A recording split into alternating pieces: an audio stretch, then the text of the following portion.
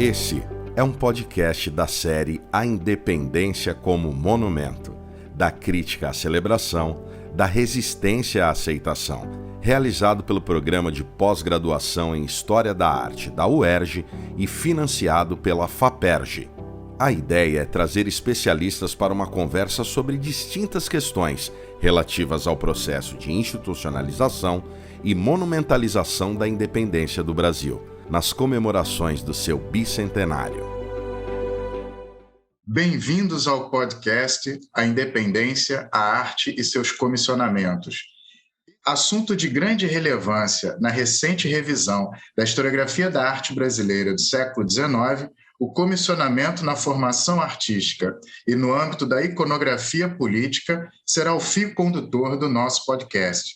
Para falar dele, convidamos os professores doutores e pesquisadores Arthur Vale, da Universidade Federal Rural do Rio de Janeiro, e Paulo Gomes, da Universidade Federal do Rio Grande do Sul.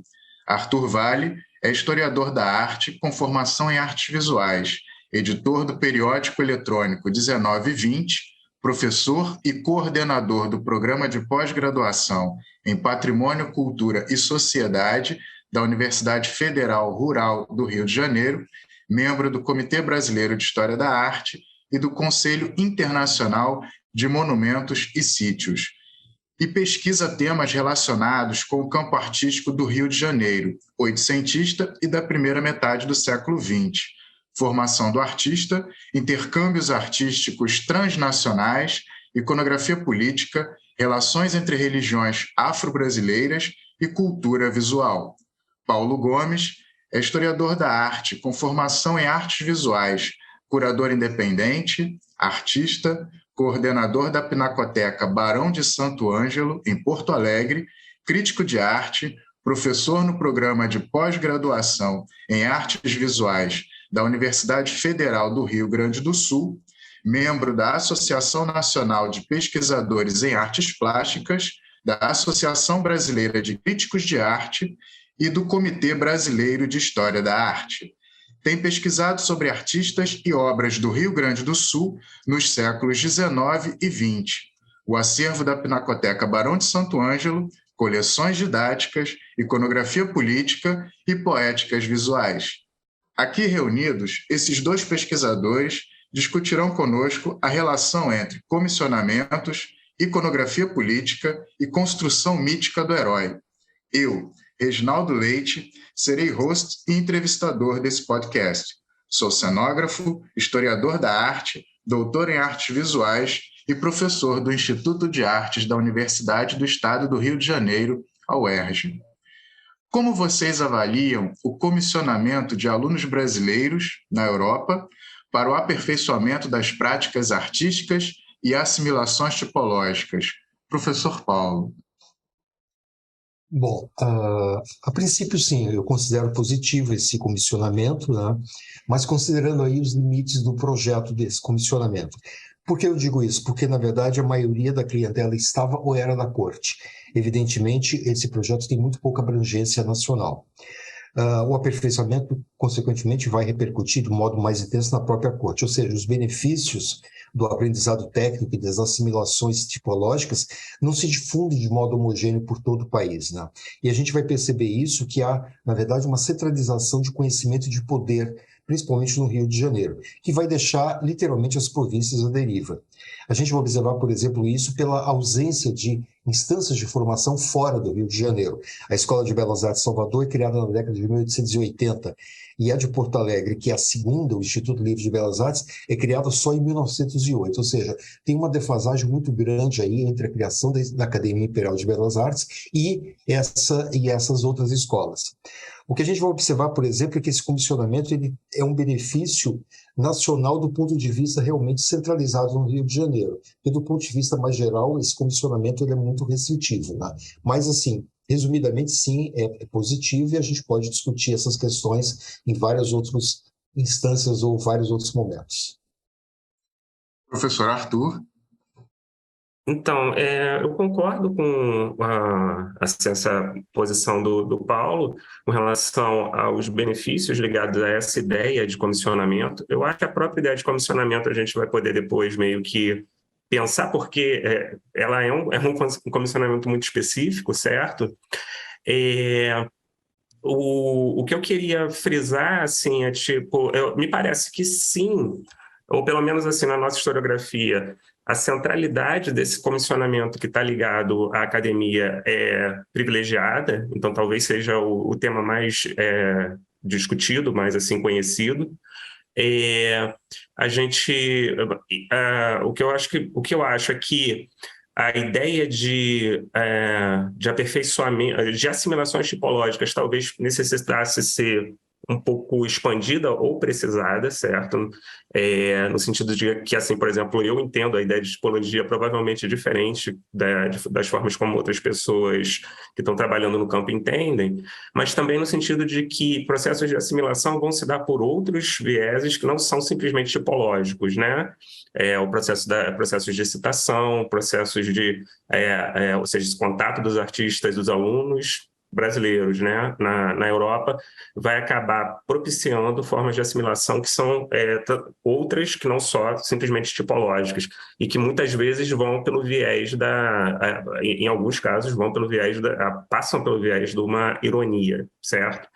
E a questão do aperfeiçoamento é que me parece um tanto quanto assim também digna de discussão, porque ok, assim, em que medida essa relação também não reforça laços de subalternização e de colonização nesse processo de trocas artísticas que está acontecendo. Pondo essas questões assim de lá, assim, paralelamente, a gente poderia dizer de qualquer forma, assim, a ação da academia e de seus alunos é central na história. Os prêmios de viagem e o chamado, entre aspas, bolsinho do imperador, alimentaram o colecionismo de obras didáticas. Obras estas que serviam de referência para a produção das ditas invenções artísticas. Vocês enxergam que este foi o ponto nodal do comissionamento ou foi o político, que compreendia a propaganda política do monarca? Professor Arthur. Então, Reginaldo, assim, respondendo essa tua pergunta, assim, no primeiro, de uma forma mais assim geral, mais direta, me parece que essa ideia assim do ponto nodal que você está colocando, ou seja, da principal motivação, tem a ver com dinâmicas internas da própria formação dos artistas, né, na academia e que estão estudando, estão fazendo sua complementação na Europa. Não me parece que nesse campo das obras didáticas a ideia da propaganda política seja um elemento central. Só que aí, como eu coloquei na primeira resposta, né, a própria ideia de comissionamento talvez tenha que ser problematizada, porque nesse caso específico, o tipo de comissionamento me parece um comissionamento muito particular. A gente está falando, por exemplo, de cópias feitas por alunos brasileiros, né, na Europa, em países como Itália e como França, sobretudo, certo? E até onde eu consigo perceber, existiam diretrizes para os pensionistas, mas em muitos casos elas não definiam exatamente que tipo de cópia, exatamente que quadro o artista copiaria. Existiam algumas diretrizes mais gerais, certo? E o que me parece é que simultaneamente existia uma relativa liberdade para que cada um desses pensionistas fizesse as suas escolhas de quais artistas, quais obras especificamente seriam copiadas, certo? Então, só para citar um exemplo, né? Lá no Museu Dom João VI da Escola de Belas Artes da UFRJ, você tem 2 cópias em tamanho real da figura do Amor Sacro do Tiziano, certo? Uma feita pelo Vitor Meirelles e outra feita pelo Zeferino da Costa. Não me parece, num caso como esse, que a determinação das cópias visasse a produção de material didático diretamente, porque senão não teria muito sentido. Me parece que em algum, talvez no caso, sobretudo do Zeferino, que faz a cópia posteriormente, me parece que é uma escolha pessoal ditada por necessidades do próprio artista em formação, certo?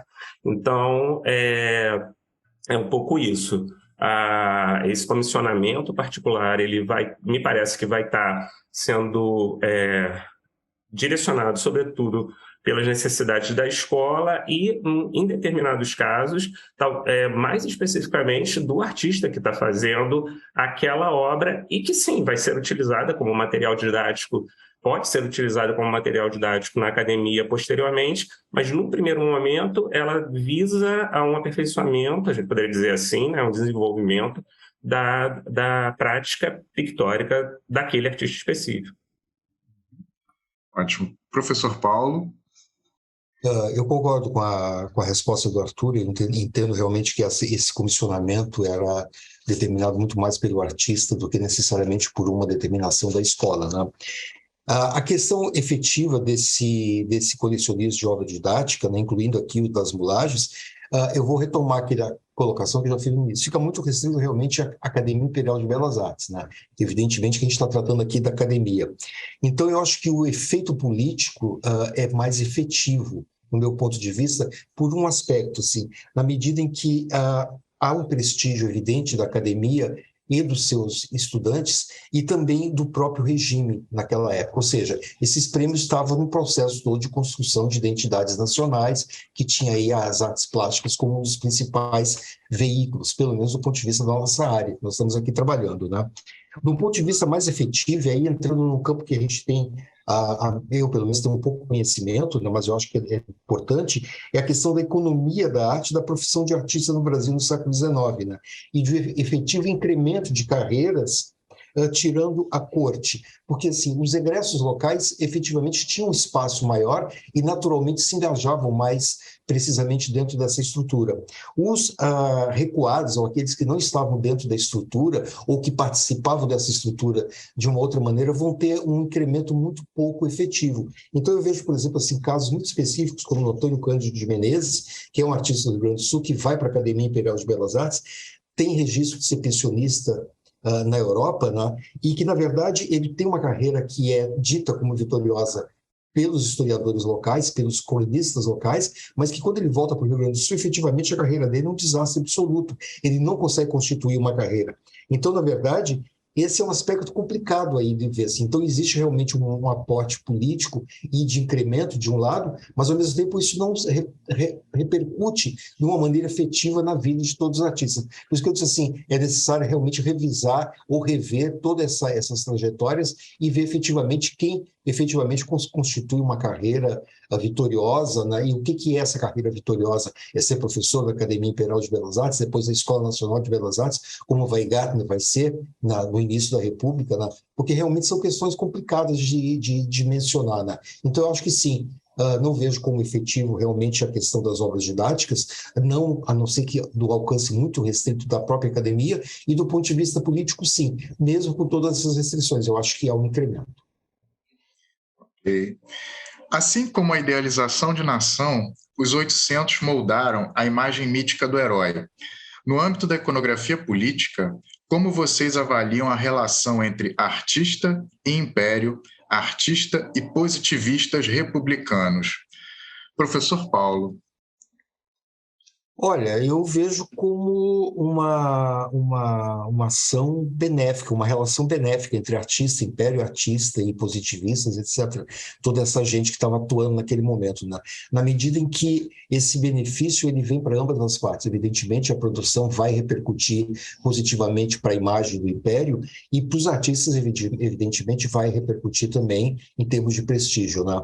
A gente tem casos, por exemplo, de artistas muito bem-sucedidos nessa área, como Pedro Américo, Vitor Meirelles, mas que isso também vai continuar, né? Mais tardiamente, já na República, o Aurélio de Figueiredo, o Antônio Parreira são exemplares. Ou seja, essas relações entre os comitentes, que é o Império e a República, é uma relação de bastante sucesso, olhando de hoje em dia pelo número da produção, pela representatividade da produção e mesmo pela qualidade dentro daquilo que a gente entende como qualidade uma produção, né, nesse processo todo. Eu acho que, do meu ponto de vista, é o projeto político-cultural mais bem-sucedido da história das artes plásticas brasileiras. Talvez a gente possa pegar aí lá o período getulista, do Gabinete Capanema, como um processo ou um projeto de sucesso, mas esse efetivamente tem resultados muito positivos. Positivos que, inclusive, vão se estender. A gente vai ter, por exemplo, repercussões desse projeto de uma maneira muito efetiva aqui no Rio Grande do Sul. Você vê que eu estou sempre falando da província, né? Pelo meu ponto de vista, é recuado, né? Então, aqui na província, por exemplo, na década de 1910 até 1925, aproximadamente, vai haver um incremento substancial de encomendas, né? Tanto que vai ter assim, uma verdadeira caravana de artistas do Rio, de São Paulo, que vem para cá fazer obras. Aí o Parreiras, o Lucílio de Albuquerque, o Hélio Silinger, e toda essa gente vai vir para cá para produzir o quê? Pinturas de história, pinturas narrativas dos grandes feitos locais e nacionais, né? Então, realmente é um projeto vitorioso desse ponto de vista.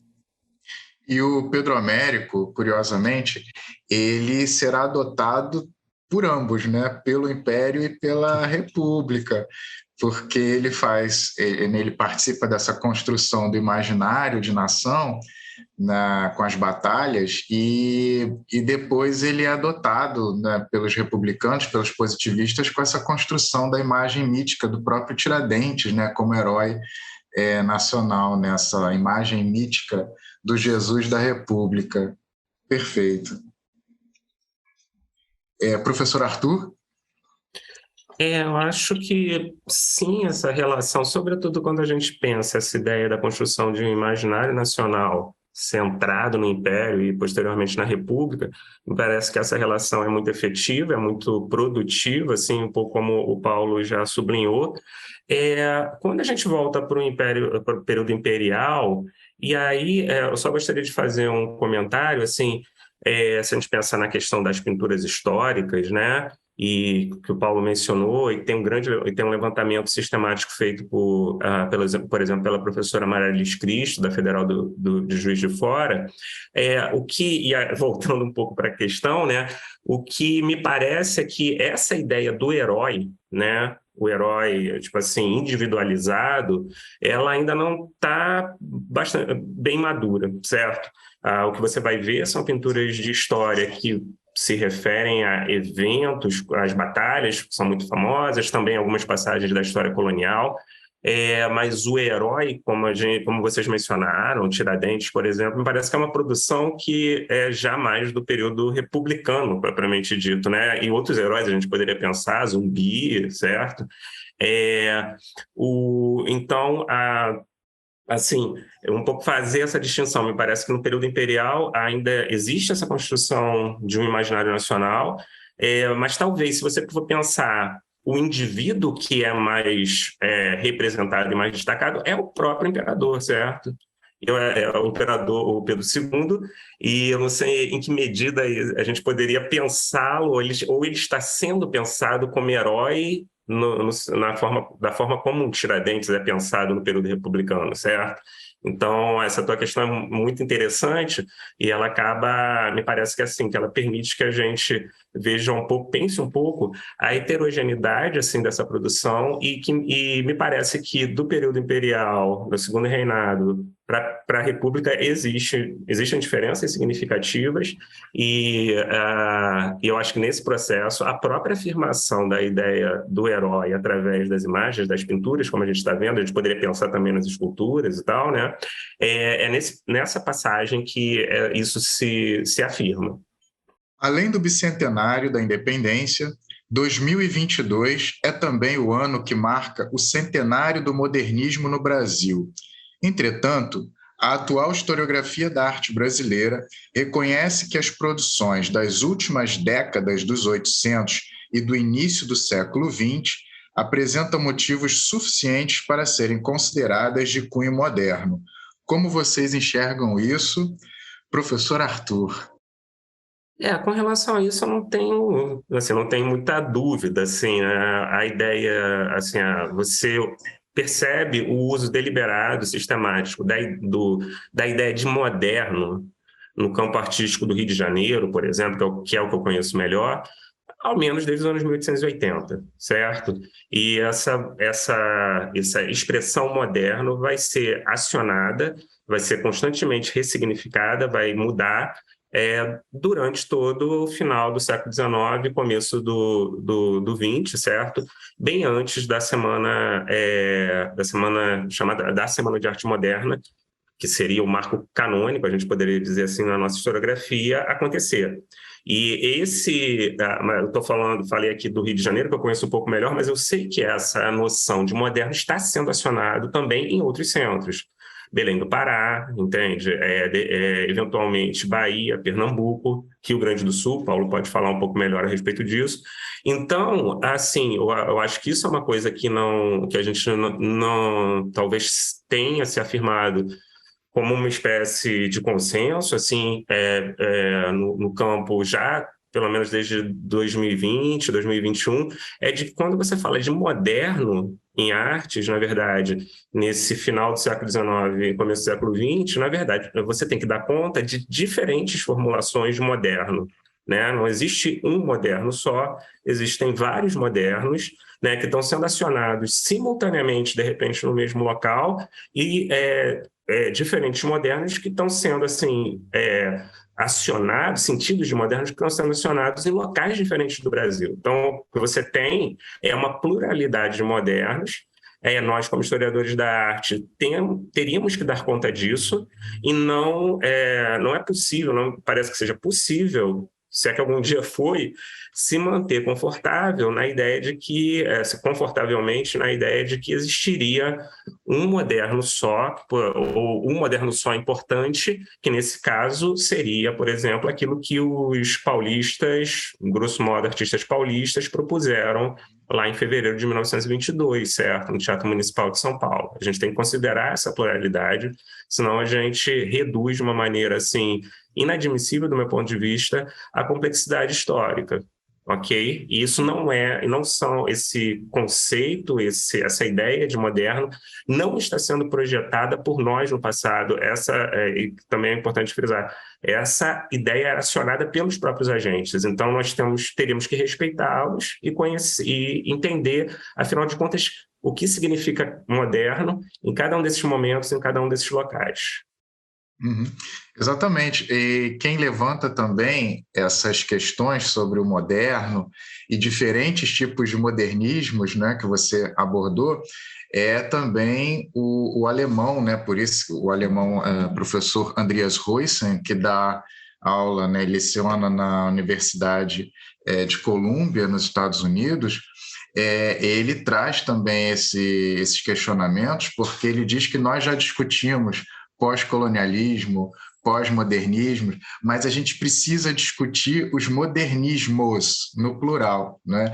Porque existem os modernismos que ficaram na periferia, porque a gente acaba elegendo o modernismo central. Mas e os periféricos, né? Como o professor Paulo já falou aqui desde o início, a academia era tida como centro, né? Mas e as periféricas, como a da Bahia, por exemplo?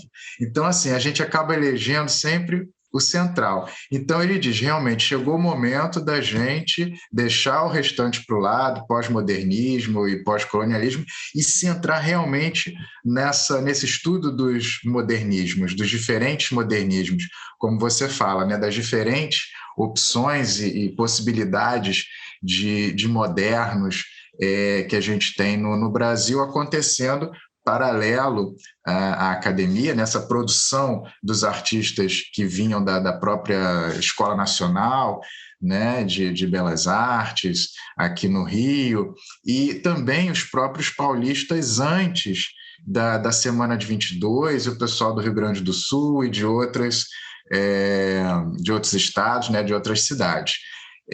Então, isso é um assunto que a gente está discutindo, né? Que hoje merece essa atenção, né?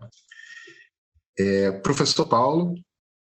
Bom, é mais que uma pergunta, é um programa, né? Essa aqui é um verdadeiro programa, né? Eu concordo com o Arthur, acho que é necessário, sim, redimensionar essa nossa, digamos, escala temporal cronológica aí. Realmente, considerando que há uma modernidade na arte brasileira a partir de 1880, até chegar efetivamente no que a gente chama de modernismo lá a partir dos anos 20, né? Mas eu acho que é necessário pensar aqui uma coisa, aí eu vou pedir permissão para falar um pouco de algumas questões que eu acho importante. A gente teve atualmente, recentemente, a exposição Raio que o Parta, Ficções do Moderno Brasileiro, no Sesc de São Paulo, né? Que é um exercício exatamente de buscar essas outras referências para o modernismo no Brasil. Independente do resultado da exposição, né, ela tem o mérito realmente de ter trazido o problema e ter colocado o problema em cena, né? Esse modernismo que está centrado basicamente em São Paulo, né? Esse modernismo paulista, né? Ele, além de paulista, ele que também é exaustivamente celebrado, estudado, apesar do seu, independente do seu alcance ter sido muito restrito na época, de acordo com alguns historiadores. Eu vejo um problema aqui para ser colocado a partir de 3 pontos de vista, né? Eu vou me permitir fazer algumas considerações aqui. Primeiro, é algo que a Sônia Gomes Pereira já havia falado e fala frequentemente, a professora Sônia Gomes Pereira, para nós, que é a questão da pobreza das coleções públicas, né, que não nos permitem efetivamente ter acesso a toda ou a uma parte considerável da produção. A segunda é uma questão da historiografia da arte brasileira, que, do meu ponto de vista, ela é muito seletiva e muito preconceituosa, porque ela vai excluindo sumariamente todos os esforços praticados após o Gonzaga Duque, principalmente, que é de 88. E o Gonzaga Duque ele foi trazido à tona principalmente a partir da sua reedição pelo Tadeu Chiarelli em 95. Até então, se a gente olhar para a literatura produzida, as referências ao Gonzaga Duque são muito escassas, né? Então ela vai surgir realmente a partir de 95. E aí, desse intervalo entre o Gonzaga Duque e os anos 1970 e 80, a gente vai ter uma quantidade considerável de autores que são literalmente desprezados, porque eles não aparecem, com raríssimas exceções. A gente vai ter ali o Ernesto Araújo Viana, que escreve em 16, o Laudelino Freire também em 16, o Angione Costa, que o Arthur já colocou lá na 1920, que fez uma belíssima prestação de serviço, né? O Carlos Rubens, né? O Reis Júnior, Francisco Aquarone, entre outros, que são estudiosos que estabelecem um cânone muito maior e mais generoso do que aquele difundido a partir dos anos 70 e 80, que vai ter muito mais ampla divulgação. Esse cânone dos anos 70 e 80, que a gente vai ter ali o Pedro Manuel e o Bardi, que vão organizar o livro Arte no Brasil, e mesmo o Walter Zanini, eles vão ser uma espécie de marco temporal e marco decisório daquilo que deve ser ou não considerado como arte moderna no Brasil, ou modernismo, né? Essa historiografia, ela também está muito marcada pela historiografia do modernismo, do próprio modernismo, que começa lá com Luiz Martins, em 37, que vai ter realmente o foco dele colocado em São Paulo e no Rio de Janeiro, e vai ter aparecer nomes como a Tarsila, que até então era um nome de repercussão muito restrita, o Guinhar, o Di Cavalcante, né? E depois vai seguir lá com Lorival Gomes Machado, o Mário Pedrosa, o Sérgio Mier, o Paulo Mendes da Rocha, de Almeida, desculpa, e vai culminar com a Araci Amaral em 71. Ou seja, entre 48 e 71, há uma verdadeira construção de consolidação e sedimentação dessa ideia do moderno em São Paulo. Então, eu acho que é bem complexo esse processo todo, porque esse complexo todo só vai perder essa hegemonia realmente a partir dos anos 90. E aí esse espectro geográfico vai se ampliar. A gente vai ter o livro do Jeffrey Needle em 93, da Ecléa Catani em 2011, do Bruno Carvalho em 19, recentemente o Rui Castro e o Rafael Cardoso. O que a gente vai poder ver, por exemplo, naqueles primeiros autores que eu citei, né, dos autores pós-anos 70 e 80, que é um universo muito mais amplo e muito menos preconceituoso. Então a gente vai ter assim, casos incríveis. Assim. Eu tive recentemente acesso a um álbum que tem um nome interessantíssimo, é Primores da Pintura no Brasil, que é do Aquarone e do Queiroz Vieira. Só pelo título parece alguma coisa desprezível, né? Mas assim, faz parte do ofício, vamos olhar o livro.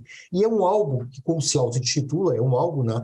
E que tem, além dos celebrados e conhecidos, principalmente aquele conjunto de obras que está depositada no Museu Nacional de Belas Artes, que é a espécie de referência obrigatória, né? Tem vários outros autores com obras que estão em coleções públicas. E assim, para minha surpresa, tem obras do Augusto Bracet, do Carlos Chambellan, do Manuel Constantino, do Horósio Belém, além, evidentemente, do Timóteo da Costa, da Georgina do Oswald, todos do Entre Séculos, todos com aportes estilísticos modernos, isto é, filiado a linhas de pensamento e de produção que a gente pode chamar de modernas. Ou seja, há um alinhamento na produção que não acompanha exatamente na literatura que é produzida. Daí eu pensar que a gente tem que realmente pensar esses autores com muito cuidado, né? E também pela raridade, ou seja, são autores de difícil acesso. Evidentemente que aí teria que haver um esforço de trazer esses autores à tona. Independente de críticas, a gente tem alguns momentos bem dramáticos na historiografia da arte brasileira de detonação total e completa dos discursos, né? E uma espécie de declaração da penúria nacional que é muito prejudicial, né? Então é muito complicado isso tudo se a gente vai começar simplesmente a desconsiderar toda essa produção, todos esses esforços, que são esforços fundamentais. Então eu entendo que essas questões exatamente dessa hegemonia de um tipo de discurso, do desprezo de uma outra parte do discurso associado realmente à questão da pobreza franciscana das coleções, é uma questão realmente a ser pensado, né? E pensado exatamente para reescrever o que a gente vai entender como arte no Brasil, arte brasileira ou arte no Brasil nesse período, né? Desculpe me estender, mas eu achei que era necessário trazer algumas dessas questões. E lembrando também, né, voltando a essa questão, que você foi pelo caminho da crítica, e antes você também disse sobre esses artistas, por volta de 1880, já tem esse cunho moderno, mas, por exemplo, se a gente pegar o Antônio Parreiras, que você vem pesquisando, né, agora, recentemente, por mais que ele trabalhe com uma temática histórica, ele traz todo um arcabouço de moderno ali naquela composição, né? Eu lembro que você fez um estudo sobre a prisão do Tiradentes, né? A tela do Antônio Parreiras, e ali a gente já tem um trabalho, e em outras telas históricas também ele já mostra esse temperamento de cunho moderno, né? Então, realmente, a partir de 80, os artistas já vêm tornando isso mais claro, né, esse apelo. Bom, chegamos ao fim do nosso podcast, A Independência, a Arte e seus Comissionamentos. Agradeço imensamente pela presença dos convidados, doutor Arthur Vale e doutor Paulo Gomes, nessa conversa, e muito obrigado aos nossos ouvintes. Esse foi mais um episódio da série A Independência como Monumento, da crítica à celebração, da resistência à aceitação, realizado pelo Programa de Pós-Graduação em História da Arte da UERJ e financiado pela FAPERJ.